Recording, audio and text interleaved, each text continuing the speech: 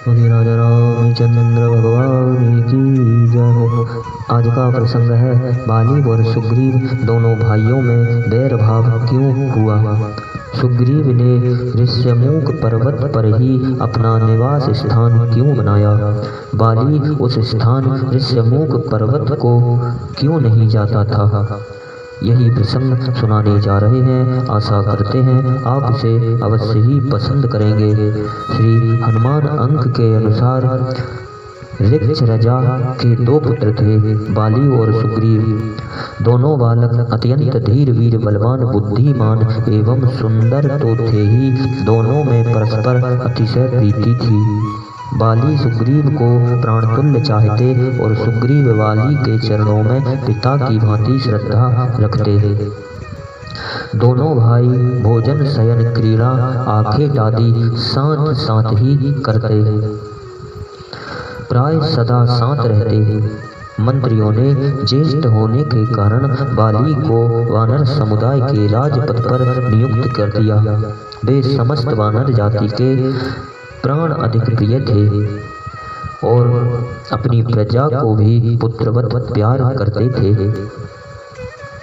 इस प्रकार वाली किष्किंधा के विशाल राज्य का शासन करते और सुग्रीव श्रद्धा भक्ति के कारण अत्यंत विनीत भाव से दास की भांति अपने भाई की सेवा में प्रस्तुत रहते।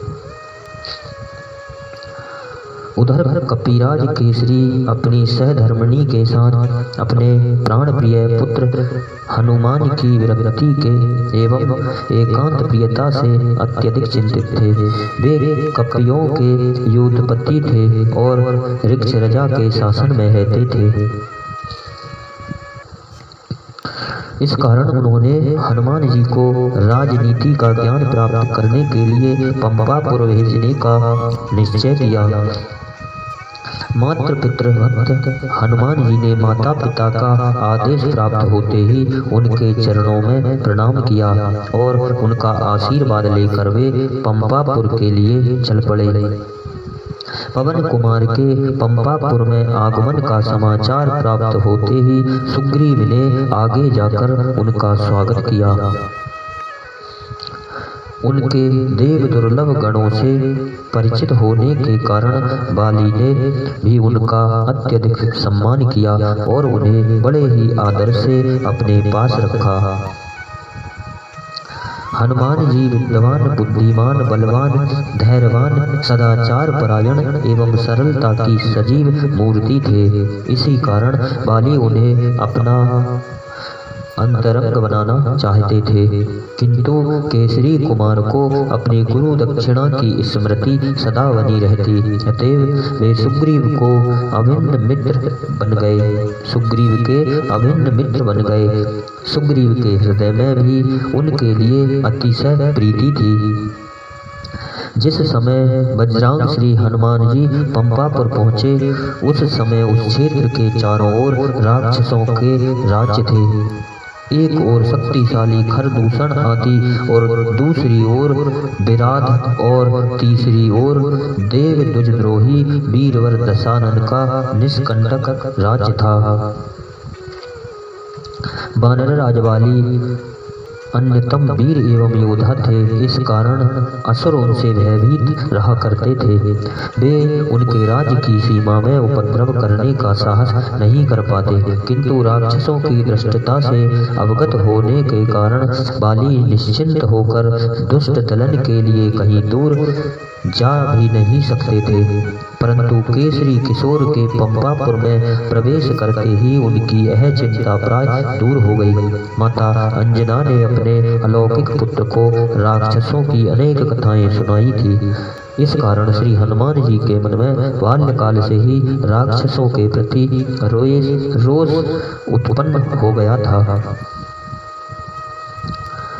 अतः उनकी दृष्टि में पड़ जाने पर किसी भी राक्षस का सुरक्षित बच निकलना संभव नहीं था।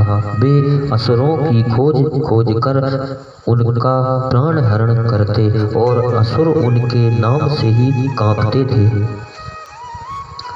वाली हनुमान जी की सरलता और साधुता के साथ उनकी अनुपम वीरता, धीरता और पराक्रम को देखकर चकित होते रहते। वीरवर वाली और सुग्रीव की आदर्श प्रीति कथा सर्वत्र प्रख्यात थी। वे दोनों प्रत्येक रीति से सुखी थे, किंतु क्रूर नियति की निर्दयता की सीमा नहीं। उसने ऐसी स्थिति उत्पन्न कर दी जिससे दोनों अपने सहज प्रेम को भूलकर एक दूसरे के रक्त पिपासु बन गए। उस समय मैं का पुत्र मायावी नामक दानव अपनी शक्ति एवं वीरता के गर्व से उन्मत्त होकर प्रतिभट ढूंढता फिरता था। एक दिन की बात है कि अर्धरात्रि के समय वह बलवान असुर किष्किंधा के द्वार पर जाकर बाली को ललकारते हुए भयानक गर्जन करने लगा। वीर वाली शत्रु का आह्वान सुनते ही उसका मुख मर्दन करने के लिए सदैव प्रस्तुत रहते थे। वे प्रगाढ़ निद्रा में थे, किंतु असुर की ललकार सुनते ही शैया से उठकर तुरंत दौड़ पड़े। भाई को शत्रु के सन्मुख जाते देखकर सुग्रीव भी उनके पीछे दौड़े। असुर ने जब वाली को और उनके पीछे सुग्रीव को भी आते देखा तो वह भयभीत होकर तीव्र गति से भागा। दोनों भाइयों ने भी उसी गति से उसका पीछा किया। अत्यधिक दूर जाने पर उसे घास फूस से ढका हुआ एक विशाल विवर मिला। असुर उसी विवर में प्रविष्ट हो गया। क्रोध मत्त बाली सुग्रीव को वहीं द्वार पर सावधानी के साथ खड़ा रहने का आदेश देकर स्वयं विवर में घुस गए। बाली ने अपने भाई सुग्रीव को 15 दिनों तक विवर द्वार पर सावधानी पूर्वक प्रतीक्षा करने का आदेश दिया था, किंतु सुग्रीव 1 मास तक वहां सजग होकर डटे रहे। वे विवर के द्वार पर कान लगाकर कुछ सुनने का प्रयत्न करते, पर वाली के स्थान पर राक्षसों का कोलाहल सुनाई पड़ता। सुग्रीव अपने भाई के लिए मन ही मन चिंतित थे कि उनके सन्मुख विवर से फेन सहित रक्त की धारा निकली। भ्राता के स्नेह के कारण सुग्रीव व्याकुल हो गए। उनके मन में बाली के लिए शंका होने लगी। बहुत ध्यान देने पर भी जब उन्हें बाली का कोई शब्द सुनाई नहीं पड़ा, तब उन्होंने सोचा इस विशाल विवर में असुर ने मिलकर मेरे प्राण अधिक प्रिय भाई को मार डाला है, और अब मैं बाहर आकर वह मुझे भी जीवित नहीं छोड़ेगा। अत्यंत दुखी सुग्रीव ने अपनी रक्षा के लिए पर्वत तुल्य एक विशाल चट्टान से विवर का मुख बंद कर दिया और उदास मन बाली को जलांजलि देकर वे किष्किंधा लौट आए। सुग्रीव अपने भाई की मृत्यु का संवाद अप्रकट रखना चाहते थे, किंतु चतुर मंत्रियों ने युवराज अंगद को छोटा देखकर सुग्रीव को राजपद पर नियुक्त कर दिया। वे नीति पूर्वक राज के दायित्वों का निर्वाह करने लगे। उधर वीरवर वाली असुर के समस्त साथियों का वध कर राजधानी लौटे। जब उन्होंने अनुज सुग्रीव को अपने स्थान पर राजपद का उपभोग करते देखा, तब उनके नेत्र क्रोध से लाल हो गए। उन्होंने सोचा, इसी स्वार्थी भाई ने मेरी स्त्री और राज्य का सुख प्राप्त करने के लिए विवर द्वार पर विशाल चट्टान रख दी थी, जिससे मैं बाहर निकल ना सकूं और वहीं मेरा अंत हो जाए। यह विचार मन में आते ही प्रज्वलित अग्नि में घृत आहुति पड़ गई। वाली क्रोध मनमत्त हो गए। बाली को अत्यंत क्रोध आया और सुग्रीव ने क्रोधारूढ़ लोचन अपने बड़े भाई को देखते ही उनका राज वापस कर दिया और वे उन्हें वस्तु स्थिति समझाने का प्रयत्न करने लगे, किंतु अतिशय क्रोध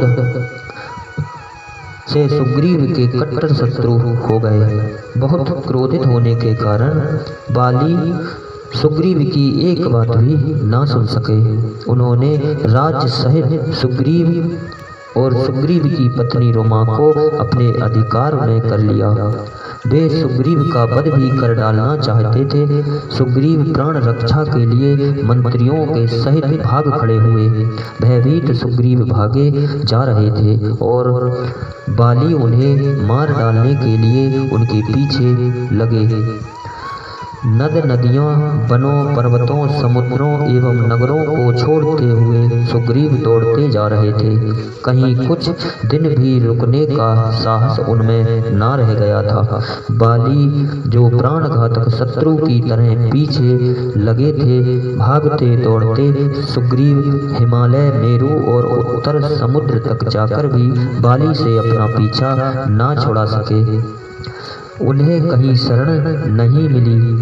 तब उनके साथ निरंतर छाया की भांति रहने वाले ज्ञानी नाम ग्रगण ने श्री हनुमान जी को दुंदुभि वध की घटना का स्मरण हुआ।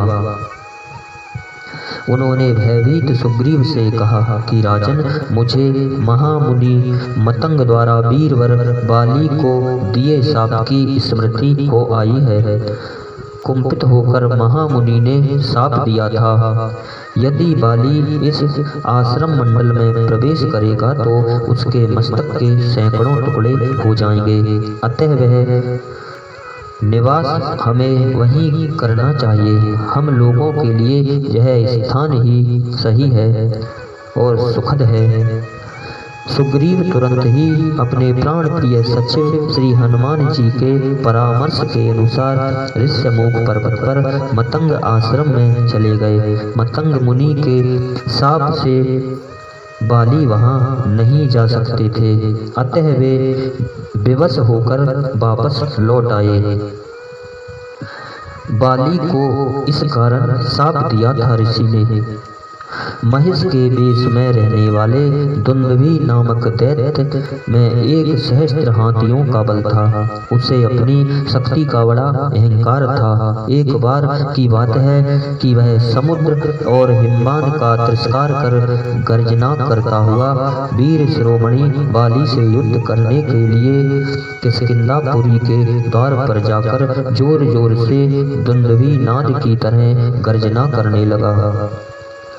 दुंदुभि अपने खुरों से पृथ्वी को खोदता, वृक्षों को नष्ट करता और पुरी के द्वार को सींगों से तोड़ने का प्रयत्न करता हुआ युद्ध का आह्वान कर रहा था। उसकी गर्जना सुनकर पराक्रमी वाली बाहर निकले।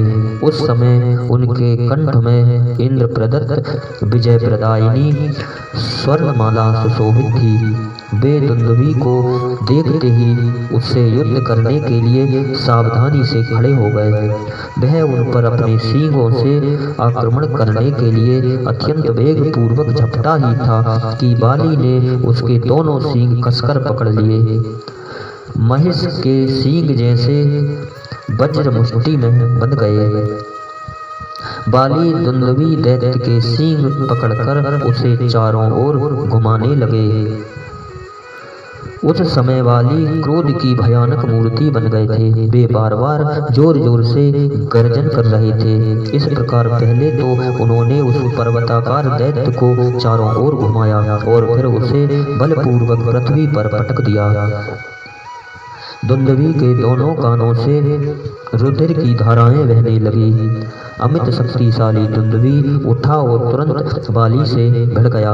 पराक्रमी असुर और वानर राज बाली में युद्ध होने लगा। दोनों एक दूसरे को मार डालना चाहते थे। दुंदुभि अपने खुरों और सींगों से बाली पर आक्रमण करता जा रहा था और बाली मुक्कों, लातों, घुटनों, शिलाओं और वृक्षों से दुंदुभि पर प्रहार कर रहे थे। वीरवर बाली के बारंबार के असहन प्रहार से दुंदुभि शिथिल होने लगा, किंतु वाली उस पर आक्रमण करते ही जा रहे थे। अतः उन्होंने उस दुर्दमनीय दानव को उठाकर अपनी पूरी शक्ति से पृथ्वी पर पटक दिया और स्वयं कूदकर उस पर चढ़ गए।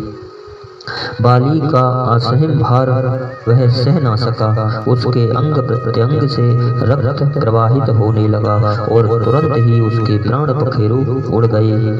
दुंदुभी के मर जाने पर कुंपित वाली ने उसके शव को उठाकर 1 योजन दूर फेंक दिया, जो महामुनि मतंग के आश्रम में जाकर गिरा। वेग पूर्वक फेंके जाने के कारण मृत असुर के शरीर से बहते हुए रक्त की कुछ बूंदें महामुनि के शरीर पर भी पड़ गईं। अपने शरीर पर रक्त के पड़े छींटे देखकर महामुनि चिंता करते हुए उसके कारण की खोज करने लगे, तो उन्हें पर्वताकार मृत महिष दिखाई पड़ा। उन परम तेजस्वी ऋषि को अपने तपोबल से समझते देर न लगी कि यह कुकृत्य किसका है। अतः उन्होंने तुरंत बाली को शाप दे दिया कि यदि वह उस आश्रम मंडल में प्रवेश करेगा तो उसके मस्तक के टुकड़े टुकड़े हो जाएंगे। और यही कारण था कि बाली ऋष्यमुख पर्वत पर नहीं आते जाते थे। इन्हीं शब्दों के साथ बोलिए श्री रामचंद्र भगवान की जय हो।